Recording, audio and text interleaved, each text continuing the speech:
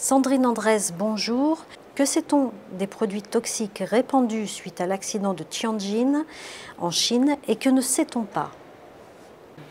Alors aujourd'hui, ce que nous savons sur les produits qui ont été impliqués dans cet accident sont les informations que nous ont communiquées à la fois le responsable du site et les autorités chinoises. Le volume le plus important est le volume de cyanure. On cite généralement 700 tonnes présentes sur le site.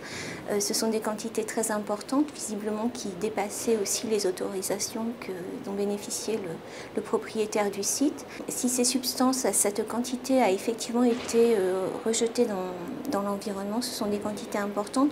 Pour vous donner une approximation très grossière, ça correspondrait environ à 10 fois le volume total de cyanure émis annuellement en Europe de façon non intentionnelle ou accidentelle. Et ceci sur un seul site.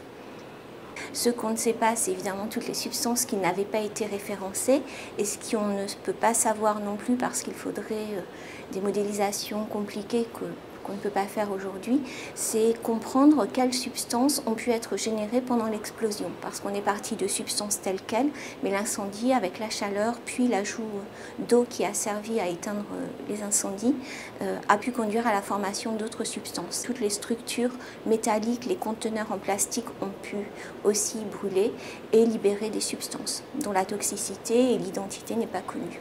Ce qu'on sait sur le cyanure, c'est que l'action est généralement assez rapide. C'est une action, un poison qui agit immédiatement.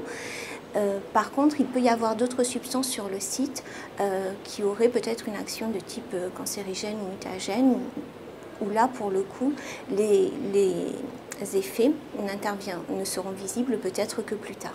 Il est plausible que les eaux potables ne soient effectivement pas encore contaminées. Par contre, il faut être extrêmement vigilant sur les jours et les semaines à venir, puisqu'on peut craindre un transfert de la surface vers les nappes phréatiques.